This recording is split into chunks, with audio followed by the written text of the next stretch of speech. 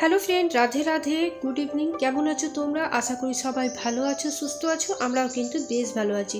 মো lifestyle ব্লগে আরও একবার তোমাদের ওয়েলকাম আর অনেক অনেক ভালোবাসা। তো আজকের ব্লগটা বিকেল থেকেই শুরু করলাম। তো একটা ভাত ঘুম দিয়ে তারপর চুলটা ভালোভাবে বেঁধে আর এখন বিছানাটা গুছিয়ে নিচ্ছি। তো ছেলে দুপুরবেলায় পড়াশুনো করছিল আর আমিও ওর পাশে একটু শুয়েছিলাম। তো দেখছি এই সময় তো গরম পড়েই গেছে মোটামুটি, তবুও আমি কেন কম্বল ঢাকা নিয়েছিলাম, যেহেতু না আজকে সকাল থেকে প্রচুর বৃষ্টি পড়েছে। তো তার জন্য কিন্তু একটু আবহাওয়াটা ঠান্ডা ঠান্ডা আছে। বিকেল দিকে কিন্তু সোয়েটারও পরতে হয়েছে। তো মোটামুটি এখন বিকেল 5টা বাজে। তো এখন বেডটা ভালোভাবে তুলে নিই। আর বিকেলের কাজ বলতে এই টুকিটাকি কাজ থাকে, সেরকমভাবে কিছু একটা কাজ থাকে না। একটু জলখাবার বানালাম, একটু ঘরটাকে গুছিয়ে দিলাম, বাস এই কাজগুলো নিয়ে বিকেলটা আমার শুরু হয়। তো ছেলে এখন উঠে গেছে পড়া থেকে, তো বইটা উঠিয়ে রেখে দিলাম আর এতক্ষণ তো পড়ছিল। আর তারপর আমি না ছেলেকে প্রেশার দিই না পড়ার জন্য, যে পর রেজাল্ট ভালো করতে হবে, আমাকে 90% নাম্বার চাই, 80% নাম্বার চাই, এসব কিন্তু আমি বা হাজব্যান্ড কেউই আমরা বলি না। আমরা সবসময় ওকে কনফিডেন্স দিই যে তুমি পারবে, সবাই যখন পারছো তখন তুমিও পারবে। ব্যাস ওকে এইটুকুই বলি যে মনের মধ্যে নিজের কনফিডেন্স লেভেলটা হাই রাখবে, যে সবাই যখন পারছে আমি পারবো না কেন। তো আমরা সেটাই করি, তাই সবসময় কিন্তু ওকে পড়ার প্রেশার একদমই দিই না। আর যেহেতু বোর্ড এক্সাম ওদের একটু গ্যাপ দিয়ে হচ্ছে, তো অনেকটাই সময় পাচ্ছে। দেখো সারা বছর তো পড়েই, তারপর যদি এই 2-1 দিন পড়েতে আর কেউ ভালো রেজাল্ট করবে না, সারা বছরটা ধরে ডিপেন্ড করে, তাই না? তো সেটাই আমি বলি যে সারা বছর যেটা পড়েছো সেরকমভাবেই কিন্তু তোমার রেজাল্ট হবে। তো যাই হোক, মোটামুটি এখনও পর্যন্ত রেজাল্ট ভালোই করে। আর এদিকে দেখলেই বিছানাটা গুছিয়ে পর একটু তারপর তোমার ঝাড় দিয়ে দিলাম, যেহেতু একটু ধুলো বালু বিকেলবেলায় হয়, তো সেই জন্য একটু ঘরটা ঝাড় দিয়ে দিলাম। আর এরপর আমাদের উঠোন তো জানোই তোমরা, একই উঠোনে আমাদের 5টা বাড়ি, আর পাশে যে বান্ধবী থাকে সেও সবসময় আসে। তো আমরা সবাই মিলে একটু এখানে বসি, ওই 1 ঘন্টা 1.5 ঘন্টা মতন বসি নি, সময়টা বের করি, ব্যাস। তো আনন্দের মধ্যেই পেরিয়ে যায়। আর এখন তো এই পুচকুসোনা আছে, তো পুচকুসোনাকে নিয়েও কিন্তু আমাদের বেশ আনন্দই পেরে। তো মাঝে মাঝে নাচ দেখায়, তারপর এখন নতুন হাঁটতে বলতে শিখেছে, তো সেগুলো ওর শুনতে বেশ ভালো লাগছে। আর দেখবে ঘরের মধ্যে একটা ছোট বাচ্চা থাকলে না সময়টা কখন যে কিভাবে পেরিয়ে যায় একদমই বোঝা যায় না, তাই না? আর এখন সোজা তোমাদের সাথে দেখা হচ্ছে সন্ধ্যেবেলায়। তো তোমাদের দাদাভাই প্রায় দিন সন্ধ্যাটা দিয়ে থাকে। অফিস থেকে জলদি জলদি চলে এলে কিন্তু দাদাভাই সন্ধ্যাটা দেয়। আর যেদিন দেরি করে সেদিন হয়তো আমি নয় ছেলেই দিয়ে দেয়। তো এখন দাদাভাই সন্ধ্যাটা দিয়ে দিচ্ছে, যেহেতু দুর্গা মন্দিরেও দিতে হয় আবার ঘরেও দিতে হয়। আর ওই যে প্রত্যেকদিন বলেইছি, আমি নয় কপুর নয় ধুনো সন্ধ্যাবেলাতে জ্বালিয়ে থাকি। তো চলো এখন দেখি, স্ন্যাক্সের মধ্যে দেখলাম তোমাদের দাদাভাই অফিসে আসার পথে তোমার এই মোমো নিয়ে এসছে। আর এখন বাইরের খাবারটা যেহেতু পরীক্ষা চলছে সেজন্য একদমই আনা হচ্ছে না, তো অনেক রিকোয়েস্টের পর আজকে মোমোটা নিয়ে এসছে। তো ছেলে খেয়ে নে। ছেলের খাওয়ার পর এখন ছেলে নিজের পড়তে বসেছে, আর আমি এই যে রান্নাবান্না টুকিটাকি কাজ থাকে সেগুলো। আর এদিকে জানো তো জোয়ান আর মৌরিটা শেষ হয়ে গেছিলো, তো সেটাই এখন একটু মানে শুকনো খোলায় ভালোভাবে একটু মানে ভেজে নিলাম।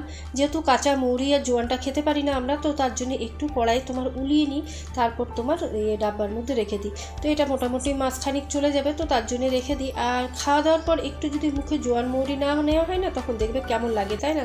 তো সেই জন্য এখন এটা এই ডাইনিংয়ের মধ্যেই রেখে দিই, যখন যার দরকার নিয়ে খাই। আর এখন রান্নাঘরে এসে এখন চিড়েটা ভেজে নেব। চিড়ে সুজি এইগুলো মানে আমাদের বেশি করে আনা হয় না, যখন আমাদের দরকার হয় তখন আমরা 250 করে নিয়ে আসি, যেহেতু ছেলেও খেতে খুঁজে না আর আমিও খুব একটা খাই না, শুধু দাদাভাই টিফিনের ক্ষেত্রে তোমার মানে দরকার পড়ে।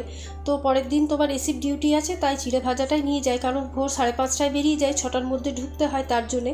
তো তাই আমি এই সোজা উপায়ে তোমার এই মানে কারি পাতা দিয়ে বাদাম দিয়ে তোমার ভালো করে চিড়াটা ভেজে দিই, তাহলে চিড়াটা নিয়ে যেতে পারে, আর তার সাথে তোমার বিস্কুট দিয়ে দিই, তাহলেই হয়ে যায়। আর দাদাভাই একটু হেলথ কনসাস, তার জন্যে আজে বাজে জিনিস বা বাইরে কিনে কোনো কিছুই খায় না, খুব কম, যদি জোর করে আমরা খাওয়াই তাহলে। তো দেখো বাদাম কারি পাতা তারপর শুকনো লঙ্কা দিয়ে চিড়াটা ভেজে দিচ্ছি, আর তোমার একটু তেল দিয়ে আমি ভেজে থাকি, আর উপর থেকে একটু ঘি দিয়ে দিই।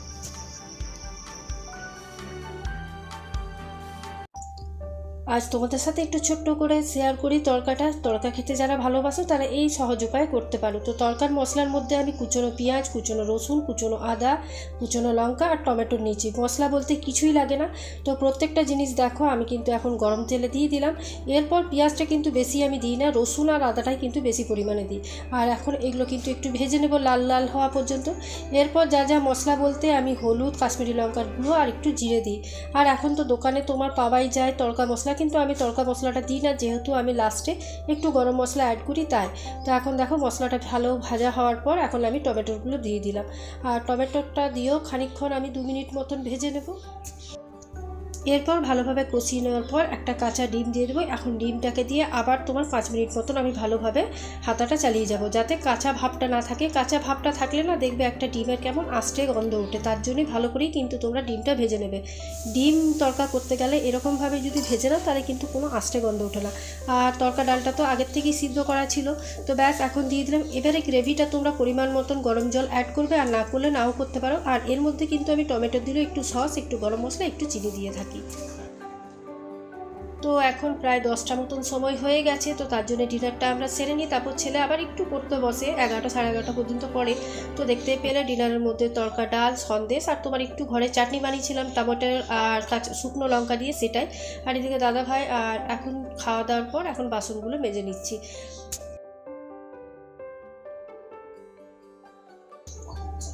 আমরা গৃহিণীদের মধ্যে দেখবে অনেক কাজ থাকে সকাল থেকে রাত পর্যন্ত, কারো কম হয়তো কারো বেশি। তো আমি না খাওয়া দাওয়ার পর বাসনটা যতটা সম্ভব না রাখাই সিঙ্কের মধ্যে চেষ্টা করি, যেহেতু সিঙ্কের মধ্যে বাসন থাকলে এটা একটা অমঙ্গলও হয়। আর তারপর তোমার এই রাত্রে থাকবে, তারপর সেতে পোকামাকড় নানা রকম চড়বে, তো সেটাই আমার ভালো লাগে না। আমাদের গৃহিণীদের তো শুধু রান্না বান্না খাওয়া এটাই কাজ নয়, অনেক রকম কাজ আছে সংসারে। তোমার ছেলেকে দেখা, হাজব্যান্ড অফিস যাচ্ছে তারপর ঘরে যারা আসা যাওয়া, করণ কর্তব্য, অনেক কিছু মিলিয়ে কিন্তু একটা সংসার তৈরি হয়। আমি যেমন আমার বাপের বাড়িকে ভালোবাসি, তেমনি কিন্তু আমাকে আমার শ্বশুরবাড়ির লোকজনকেও ভালোবাসতে হবে। তো তার জন্যে কিন্তু আমি মনে করি প্রত্যেকটি মানুষকে যদি আমরা সমপরিমাণ ভালোবেসে যাই, তাহলে কিন্তু কেউ তোমাকে ভালোবাসা কম দেবে না। আর আমাদের রাত্রে যদি কিছু কিছু কাজ এগিয়ে রাখি, তাহলে কিন্তু আমাদের নিজেদেরই সকালে অনেকটা সুবিধা হয়। তো তার জন্যে আমি সিঙ্কের মধ্যে যেটুকু বাসন হয়, খুব একটা তো বাসন হয় না 3টা মানুষের, তো সেইগুলো দেখো আমি মেজে নিলাম। আর তারপর এখন ভালোভাবে সিঙ্ক এরিয়াটাকে পরিষ্কারও করে নিচ্ছি। আর তোমাদেরকে দেখাতে ভুলে গেছি, আমি কিন্তু সিঙ্কটা পরিষ্কার করার পর মানে 1 মগ মতন গরম জল করে তারপর একটু ফিনাইল দিয়ে তারপর কিন্তু সিঙ্কের মধ্যে ঢেলে দিই। যেহেতু আমার বাগানের দিকে তোমার সিঙ্কের ইয়েটা তো পাইপটা, তো মাঝে মাঝে ওই তোমার পোকা মাকড়, তারপর ওই তেঁতুলা বিছা বলে যেগুলো, সেগুলো কিন্তু উঠে আসে। তো তার জন্য আমি ফিনাইলের সাথে একটু গরম জল দিয়ে তারপর কিন্তু সিঙ্কের মধ্যে ঢেলে দিই, তাতে কিন্তু পোকামাকড় হয় না। আর আমার রান্নাঘরে কিন্তু সেরকমভাবে আরশোলা বা কোনো পোকামাকড় সেগুলো কিন্তু নেই।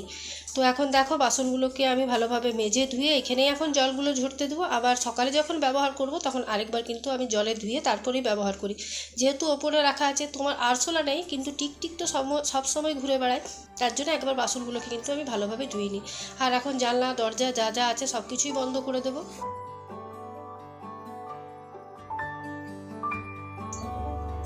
রান্নাঘরে সমস্ত কাজ কমপ্লিট করে এখন নিচের জন্য একটু সময় বের করে যত্ন করব নিজেকে। তো তাই দেখো আমি মুখটা ভালোভাবে ফেস ওয়াশ দিয়ে ধুয়ে, আর যেহেতু আমার কোনো রকম কোনো টোনার শ্যুট করে না, তার জন্য কিন্তু আমি গোলাপ জলটাই ইউজ করে থাকি, চাই ডাবরের হোক বা ক্যানসোমির, এই যে কোনো দুটো প্রোডাক্টের মধ্যে আমি ইউজ করে থাকি। তো বেশিরভাগ সব প্রোডাক্টই তোমরা দেখেছো আমি ক্যানসোমিজেরই ইউজ করে থাকি, মাঝে মাঝে লোটাসটা। তো এখন দেখো ভালোভাবে মুখটাকে আমি ধোয়ার পর তারপর গোলাপ জল দিয়ে একটু মুছে নিলাম। আর এরপর যে দেখছো এটা আমার ক্যানসোমিরেই একটা সিরাম, রাখতে যেটা নাইট ক্রিম হিসাবে আমি ব্যবহার করে থাকি। আর কোনো কোনো তোমার ওই সিরাম বানিয়ে নিজেই একটা ভিটামিন ই ক্যাপসুল, তারপর গোলাপ জল আর অ্যালোভেরা জেল এগুলো মিশিয়ে একটা সিরাম বানিয়ে নিই। তো যখন যেটা আমার সুবিধা মনে হয় তখন সেটা ইউজ করি। এই দুরকমভাবে আমি কিন্তু আমার স্কিন কেয়ার করে থাকি। তো দেখো এখন লাস্ট তোমাদের দেখাই যে আমার রান্নাঘরটা ক্লিন করার পর কতটাই না ভালো লাগছে। সকালে উঠে যখন এইরকম ঝা চকচকে রান্নাঘর পাবে তখন কাজের মধ্যে কিন্তু একটা আলাদা এনার্জি আসে, তাই না? তো চলো আজকের ব্লগটা এখানেই শেষ করছি, কালকে আবার একটা নিউ ব্লগ নিয়ে তোমাদের সাথে দেখা হবে। আজকের মতন এইটুকুই। ভালো থেকো, সুস্থ থেকো, সবাইকে সুস্থ রেখো, আর মুখে একটা সবসময় বড় স্মাইল রেখো। আজকের মতন এইটুকুই, টাটা।